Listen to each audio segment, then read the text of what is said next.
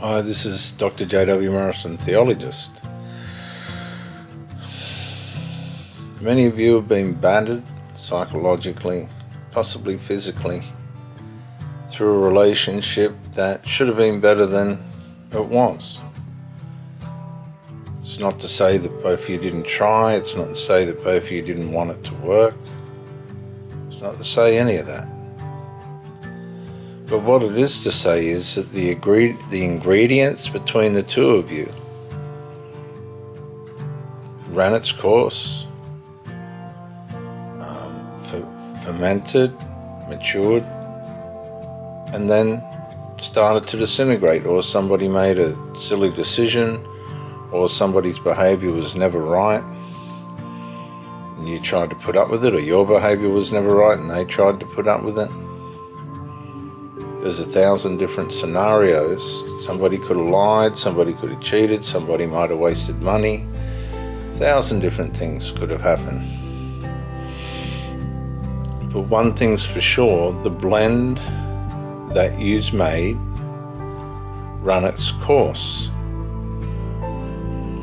Now, that doesn't mean either of you are bad people, that doesn't mean either of you had this intention. But our psychology changes when we blend it with somebody else's. There's a spiritual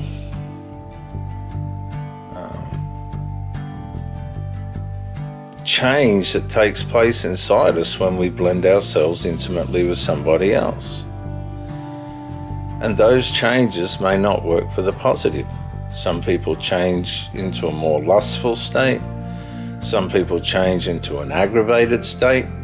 Some people change into a boring state. Some people change into a career-centered state. Some people turn towards their children. Some people just lose their way.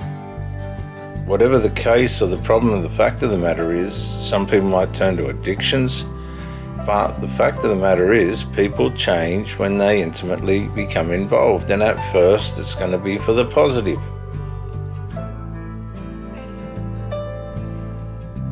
But after a while, there's a strong chance that that could change, because as the ingredients start to marinate, this is where we see and find who's who in the zoo. And what you could possibly find is you could meet somebody that's completely and totally secure,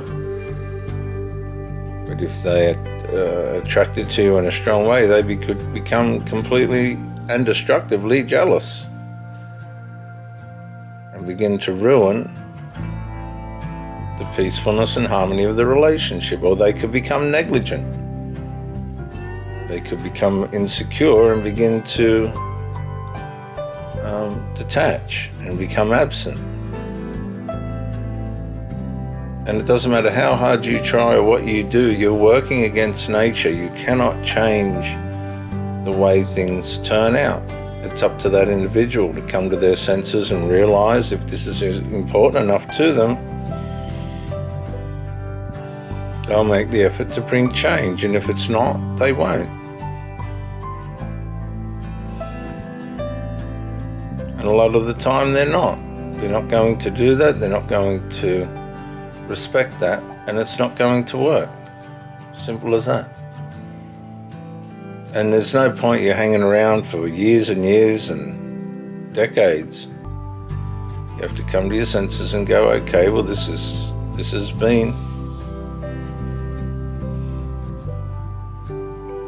a journey, and it's come to its use-by date. We're at the end of the path. And you leave it alone. You never interfere with it again. Time's too valuable. Many of you have been used as supply, or just found people that you've used for supply to your convenience. One way or another, you've not been right, you haven't done right.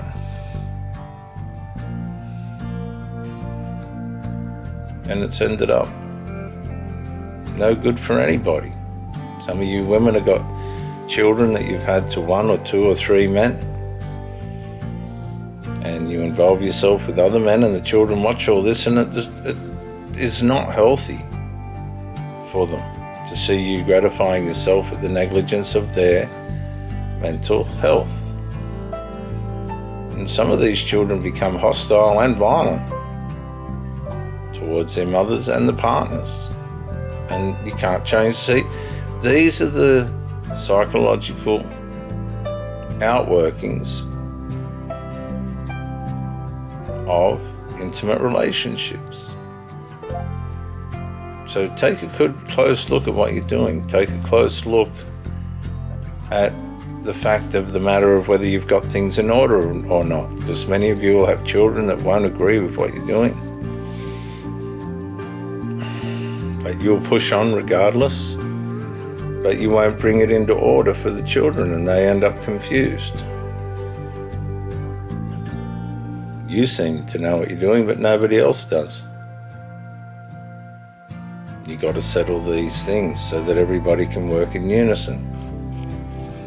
Are you pulling down your partner behind their back and then expecting your children to think that this is a good person? That ain't going to work. Are you saying nothing? That ain't going to work.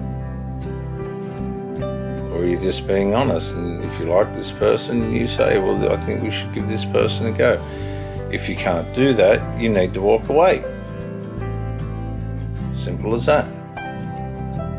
Because you're just using that person as a convenience, as a form of supply. And if they walk away, don't be surprised, because that's what people will do.